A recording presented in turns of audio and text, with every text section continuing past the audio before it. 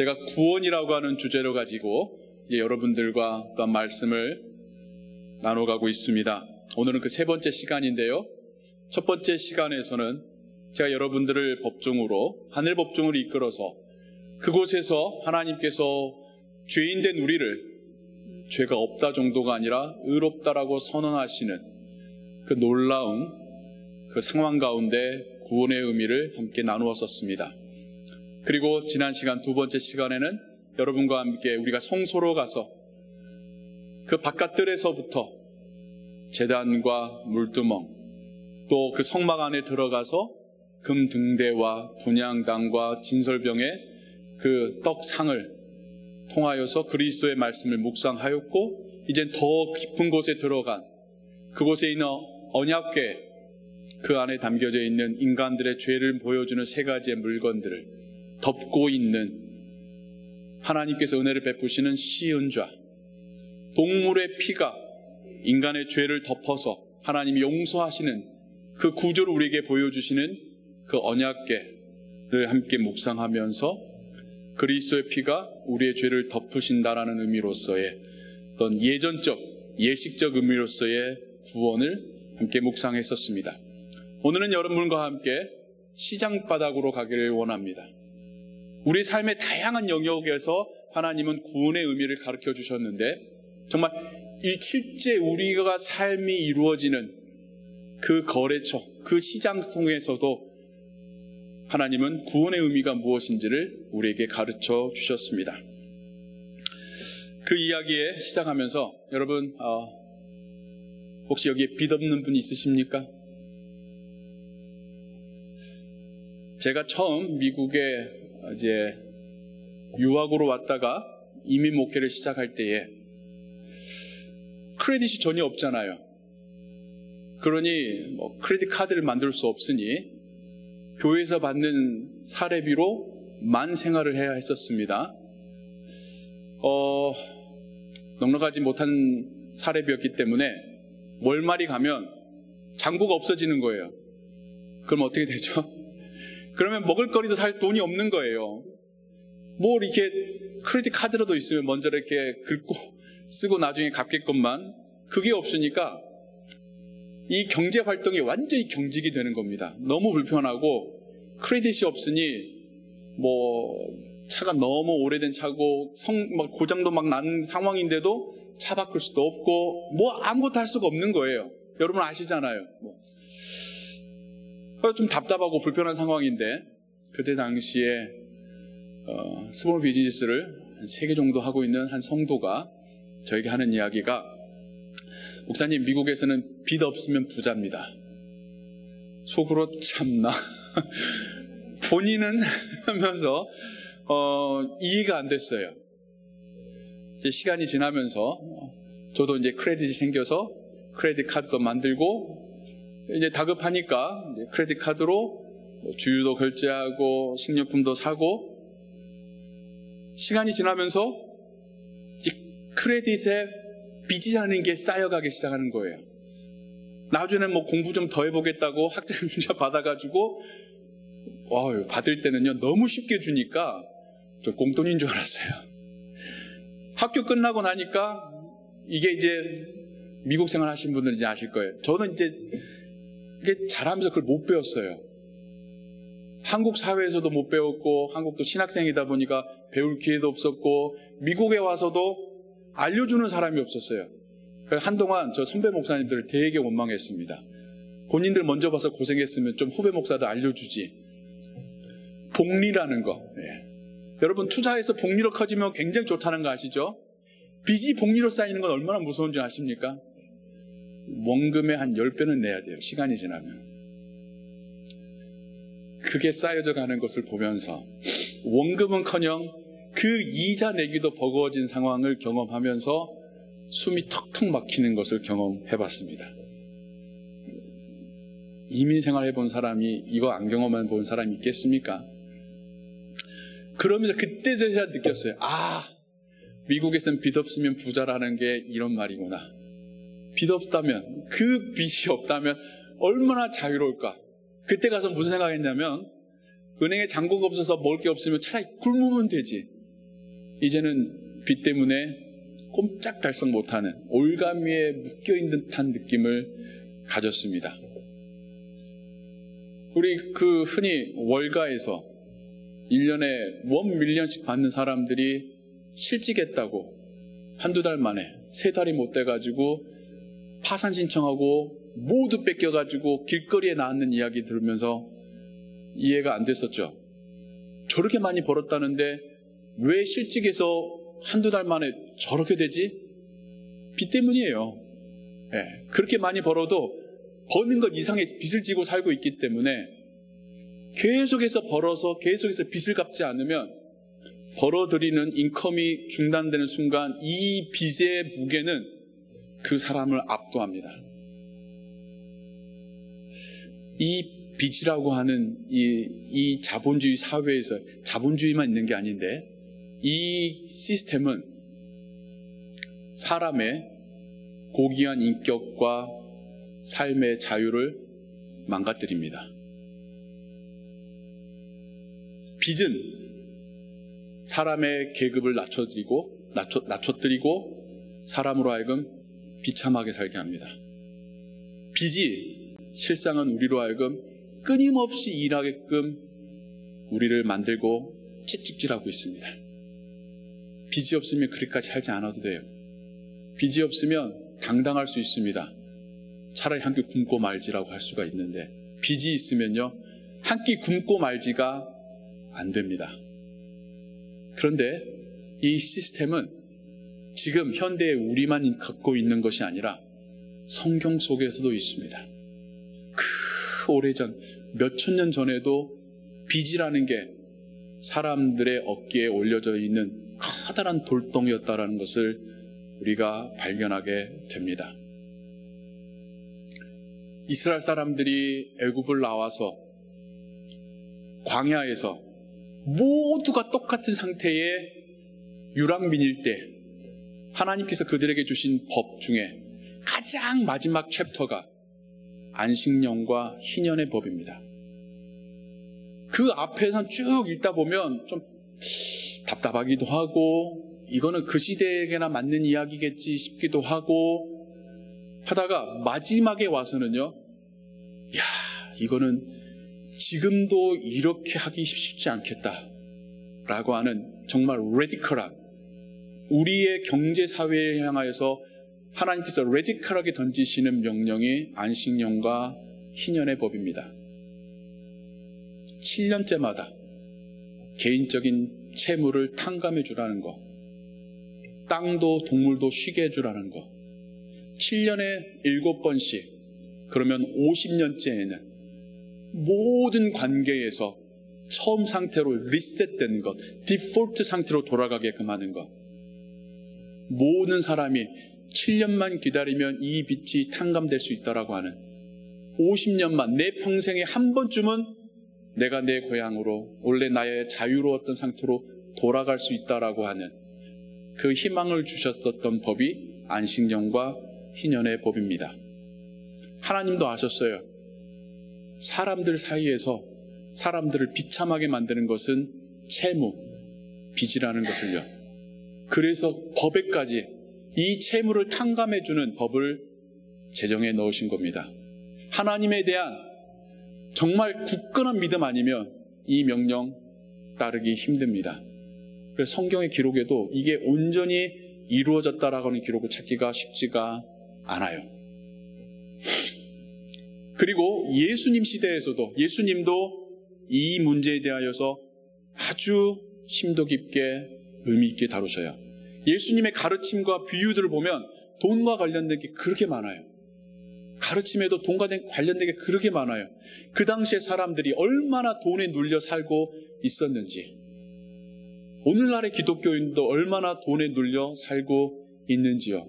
예수님의 가르침에 돈에 대한 이야기가 왜 그렇게 많은지요. 하나님께서 주신, 나의 조상을 통해 주신 땅과 밭과 집과 가축들을 데리고 살다 보면 흉년이 올 때도 있고 잘 이루어지지 않을 때도 있겠죠. 근데 당장 가족들 먹여 살려야 되니 양식을, 돈을 빌려다 씁니다. 그런데요, 우리의 이 반복적인 쳇바퀴 같은 삶에서는요, 일확천금의 기회는 없어요. 그러니까 벌어들인 것으로 우린 살아야 되는데 거기다가 또 빚까지 갚아야 되니 나중에는 그 빚을 갚지 못합니다. 처음엔 조금 빌렸었던 것이 이제는 가축을 팔아야 되고 밭을 팔아야 되고 집을 팔아야 됩니다. 다 팔고 나면 마지막에 팔 수 있는 게 뭐가 있죠? 몸뚱이가 남아요. 본인을 팔고 자녀들을 팔게 됩니다. 성경에 기록된 비참한 이야기들이에요.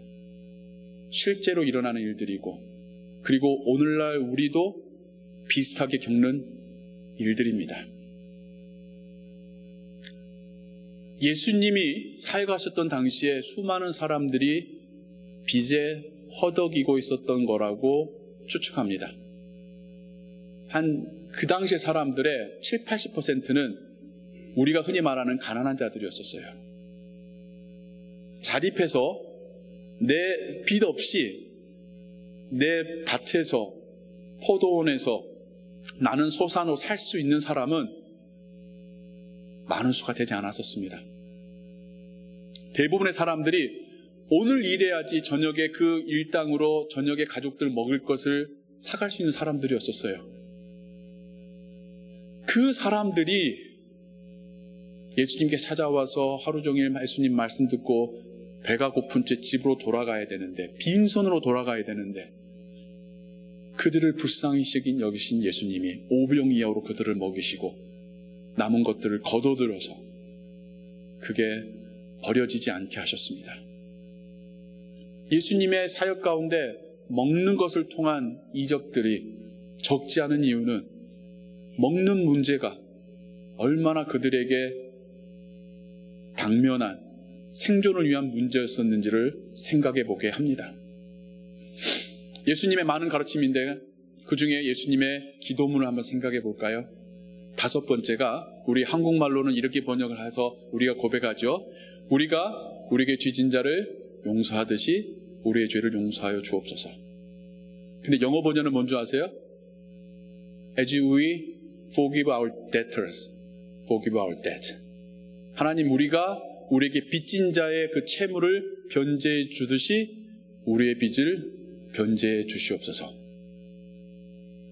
헬라어로 표시된 이 하나의 단어가 빚이라는 말로도 번역이 되고 죄라는 말로도 번역이 됩니다. 빚진 자라는 단어는 죄인이라는 단어로도 번역이 됩니다. 그러면 빚 좀 진 게 죄진 건가? 근데요, 빚을 지면 죄인처럼 살게 돼요. 그렇지 않습니까, 여러분? 우리가 사는 세상에서 그렇지 않습니까? 빚진 죄인 아닙니까? 번듯한 집 있고 차 있으면 뭐합니까? 내게 아닌데. 세상은 은행 건데. 예수님께서 희년의 정신을 가지고 제자들에게 가르쳐 주실 때에도, 그리고 하나님과의 관계 속에서도 이 채무라는 것, 이 빚이라는 것, 우리를 자유케 하고 우리를 구원함에 있어서 얼마나 중요한 의미인지를 말씀하고 계시는 겁니다. 오늘은 저는 여러분들과 함께 이 구원의 금전적인 의미에 대해서 함께 살펴보려고 합니다. 예수님이 구원을 설명하시는 많은 비유들 가운데 이 돈과 물질과 관련된 게 많은데 그 중에 대표적인 하나가 1만 달란트 빚진 자의 비유죠.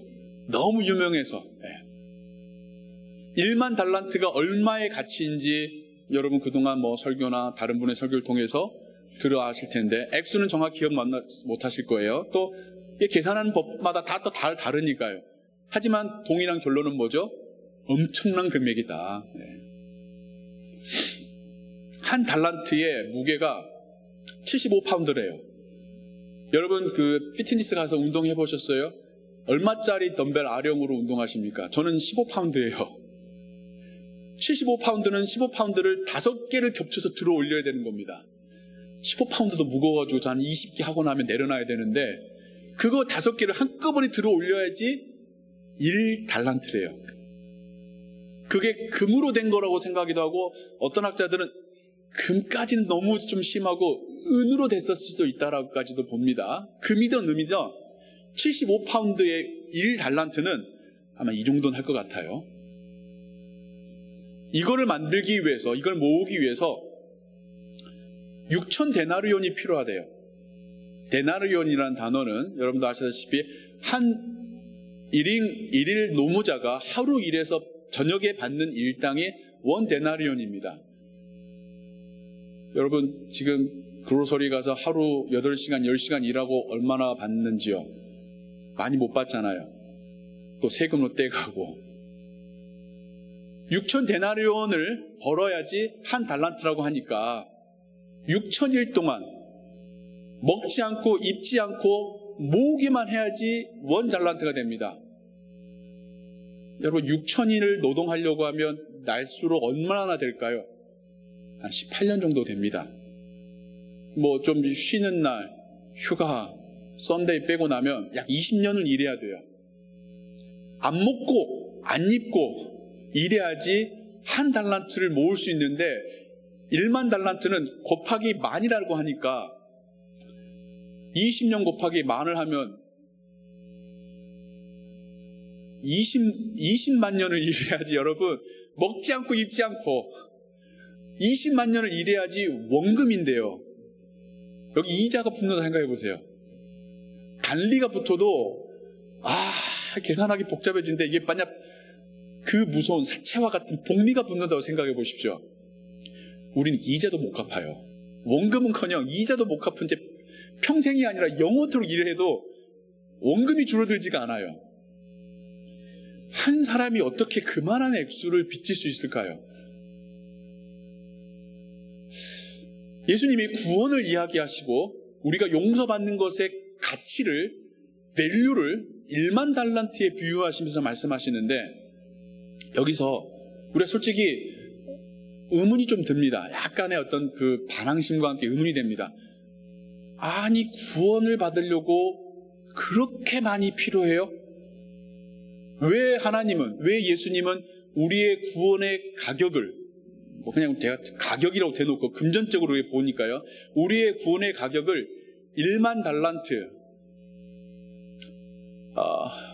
그 달러로는 약 24 빌리언 또 어떤 데서는 계산하기를 한화로는 약 6조 원 원금만요.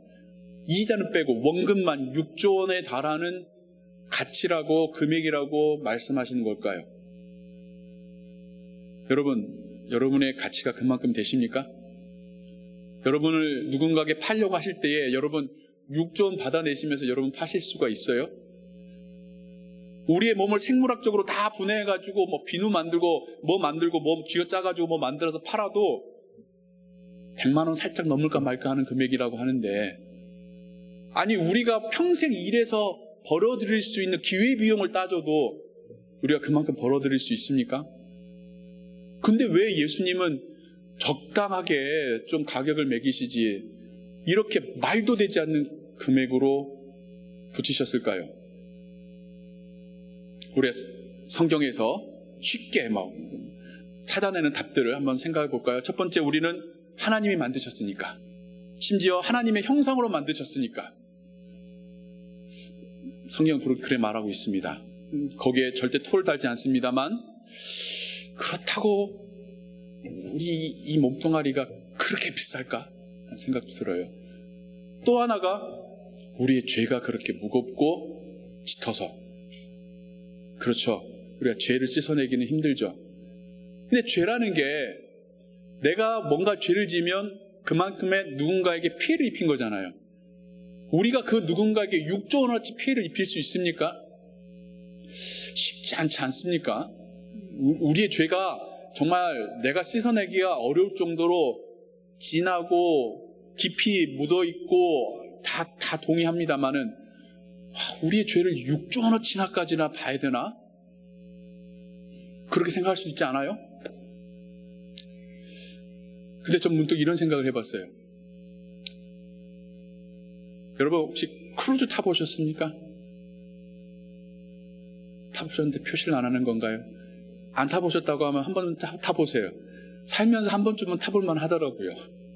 저도 한국에서 부모님이 오셔가지고 정말 다시 한번 크레딧 카드를 긁어가면서 부모님이시고 한번 갔다 온 적이 있습니다.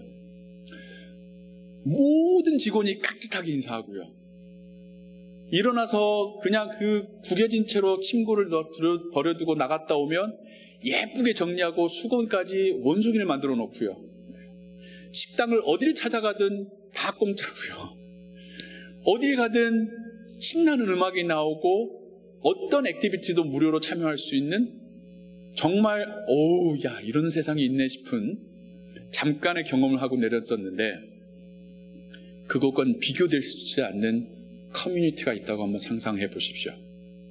거기는 다 인격적으로 너무 착한 사람만 있어서 범죄자도 없고 모든 환경을 완벽하게 유지하고 있는 공기마저도 물마저도 최상급이고 가든의 정리나 거기는 집들이 다 너무나도 안락한 호텔 이상의 스윗룸 이상의 그런 객실들이 놓여져 있고 그리고 우리가 그토록 궁금해하는 하나님을 직접 뵙고 그분의 목소리를 들으며 천사들이 연주하는 찬양과 합창단의 음악을 들으며 하나님을 예배할 수 있고 어떤 음식이든 어떤 액티비티든 프리고 그런데 의료가 너무 발달해서 모든 질병을 치료하다 못해 사람이 죽지도 않는 그런 커뮤니티가 있다고 생각을 해보십시오. 거기에 들어갈 수 있는 티켓은 얼마일까요? 한번 들어가면 죽지도 않고 영원히 살면서 그 모든 것을 누릴 수 있다고 한다면 제가 너무 유치하게 비유를 하고 있으니 여러분 그냥 감안해서 들어보십시오. 하지만 한번 생각해 보세요. 우리가 천국에 들어간다는 게 그런 의미인데 얼마 정도를 받아야지 거기에 들어갈 수가 있는 티켓값일까요? 영원히 살기 때문에 거기에서 영원히 그걸 누리기 때문에 액수도 금액도 영원이어야 되지 않을까요? 영원이라는 뜻이 아니라 forever여야 되지 않을까요? 무한되어야 되지 않을까요? 예수님을 통하여서 구원받는다라는 것, 우리의 깊이 배어있는 죄가 씻어낸다라고 하는 의미뿐만 아니라 하나님과의 영원한 교제 속으로 들어간다는 의미입니다. 이것을 위한 가격은 우리가 결코 지불할 수 없는 영원한 가격입니다. 오직 하나님의 아들만이 우리를 위해서 대신 지불해 주실 수 있는 가격입니다. 이게 우리가 받은 구원의 가격표예요. 너무 엄청나서 숫자를 세다가 까무러칠 이 가격을, 내가 결코 낼 수 없는 이 가격을, 영원히 보장되고 약속된 그 가격을 예수 그리스도께서 우리를 위해서 대신 지불하셨습니다. 이게 우리가 받은 구원의 가격표입니다. 감사하지 않을 수가 없습니다. 감격하지고 놀라지 않을 수가 없습니다. 때로는 그 1만 달란트 빚진 자가 500데나리온 빚진 자를 용서 못했던 것처럼 너무 엄청나다 보니까 실감이 안 나서 여전히 하나님 앞에서 밉상으로 살아가는 것이 우리의 현실이죠. 하지만 우리가 받은 구원은 우리가 상상도 못할 가격의 구원을 받았습니다. 우리는 이 세상에서 이 세상을 살면서도 이미 그 누구도, 이 세상의 최고의 부자도 그 금액으로 다 받을 수 없는, 그가 구원을 못 받았다는 의미가 아니라요, 그 누구에게도 우리가 아쉬울 것 없는 엄청난 축복을 우리는 받았습니다. 예수님은 제자들에게 우리가 받은 구원의 의미를 이렇게도 설명하셨습니다. 여러분이 받은 구원이 실감이 나십니까? 점점 더 실감 나시게 될 거라고 믿습니다. 하나님 나라의 문을 열고 들어가실 때엔 분명 100% 여러분 실감하실 것입니다. 이 믿음과 소망으로 오늘 하루도 우리가 살아가기를 소원합니다. 이 세상 살면서 조금 부족할 수 있어요. 조금 빠듯하게 살 수도 있습니다. 하지만 기억하십시오. 우리가 예수님께로부터 받은 이 구원의 가격표, 이 티켓값은 엄청나다는 것을요. 그래서 우리는 이 세상의 삶을 당당하게 기쁘게 살아갈 수 있는 겁니다. 그래서 우리는 포기하지 않고 낙심하지 않고 살아갈 수 있는 겁니다. 그래서 우리는 하나님의 자녀답게 살 수 있는 것입니다. 구원의 확신이 구원의 감격으로, 또한 구원의 감격이 구원에 합당한 삶의 모습으로 우리에게 임하기를 주님의 이름으로 축원합니다. 기도하겠습니다. 사랑과 은혜가 풍성하신 하나님 아버지, 우리가 받은 구원이 얼마나 놀라운 가격인지 예수님의 가르침을 통하여 묵상합니다. 하나님과의 그 영원한 교제가, 하나님 나라에서의 영원한 삶이 우리 구원의 가격임을 깨닫습니다. 하나님, 우리가 받은 이 놀라운 축복과 은혜에 감격하며 감사하며 살게 하옵소서. 이것이 우리의 믿음이 되게 하시고 이 믿음이 우리의 행동을 바꾸게 하여 주옵소서. 하나님, 지금 당장 우리의 호주머니 속에, 우리의 소나기에 부족한 것에 우리의 마음을 뺏기지 않게 하시고 하나님 나라의 그 영원한 삶에 우리가 소망을 두게 하여 주옵소서. 이 땅에 살면서도 하나님의 자녀답게, 예수님의 제자답게 살게 하옵소서. 감사 찬양 올려드리오며 예수 그리스도의 이름으로 기도하옵나이다. 아멘.